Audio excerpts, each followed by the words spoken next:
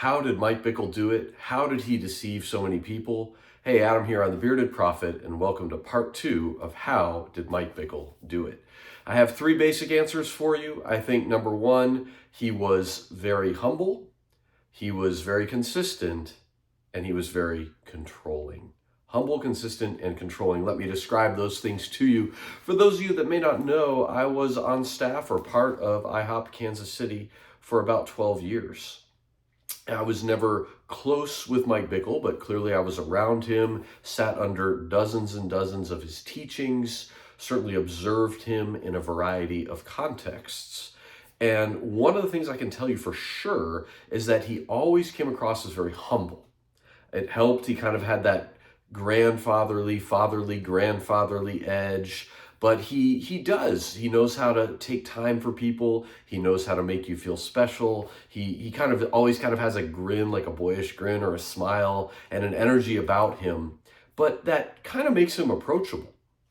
I remember one time he would sit in the prayer room at IHOP KC, and they made an announcement like, hey, can people stop going up to him and just bothering him? Like, he's there to pray and he's there to work. Like, Mike's always working on another book, another sermon, studying the Bible. You know, he was so committed to what he was doing.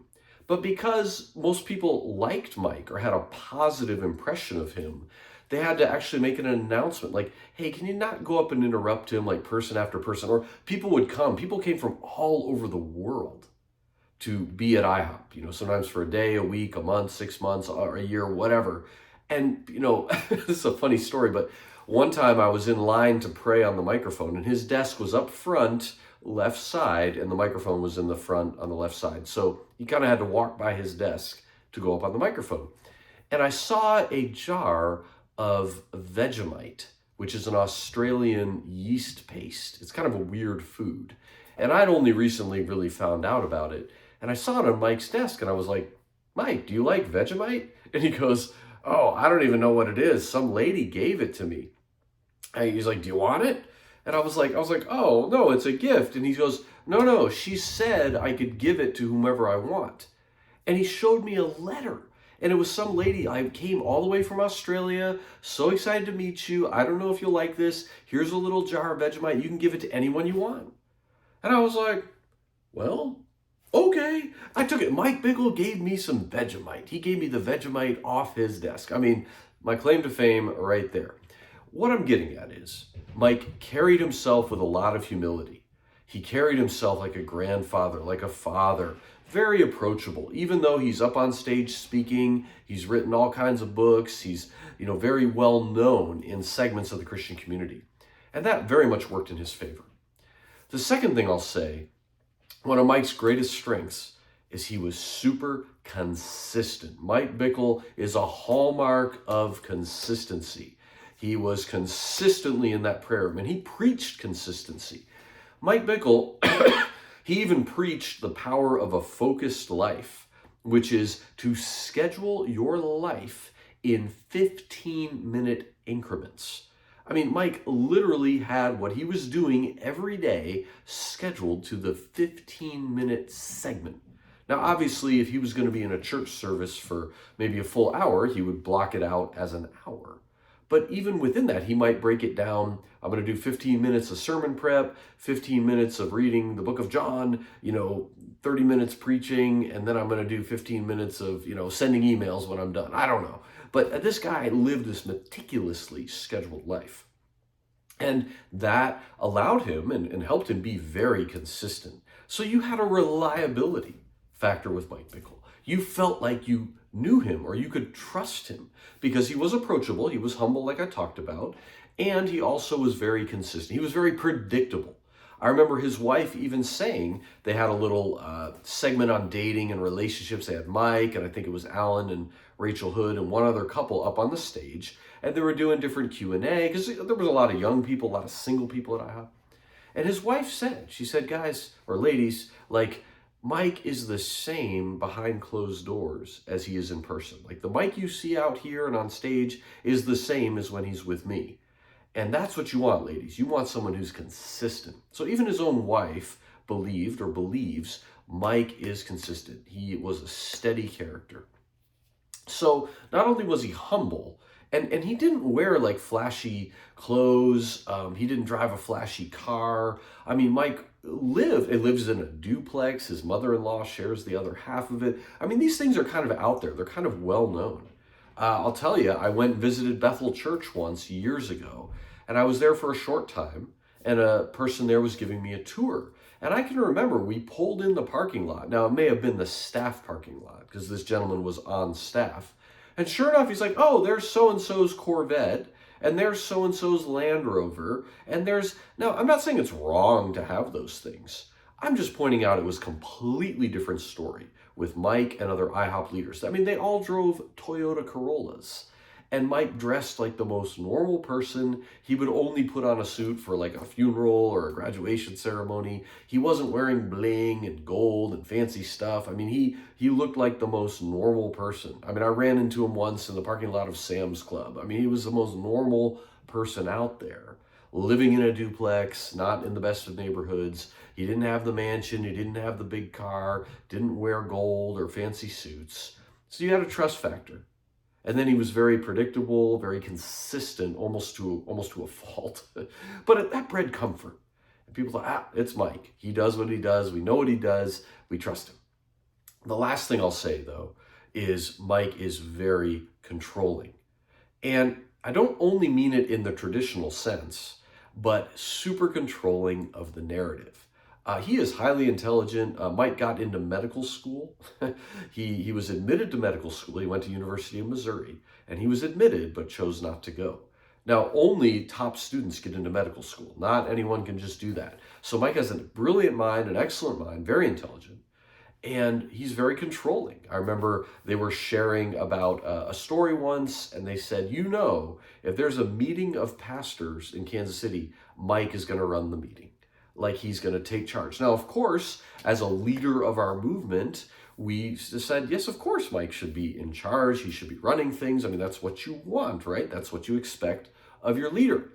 But it was such an interesting phenomena that at the 10-year anniversary of IHOP, they made these, they're pretty hilarious, this comedy video sketch. And they had different people impersonating Mike Bickle, David Slyker, Corey Russell, some of the other big, Misty Edwards, some of the big leaders at IHOP. And kind of the plot of this little fun video in a nutshell is Mike has this idea to start something called the Forerunner Clock Institute. Now that, of course, was a total joke. But the not so joking part of the video is in the meeting or in the little skit, they have Mike call in David Slyker and like, Slyker, I have this idea.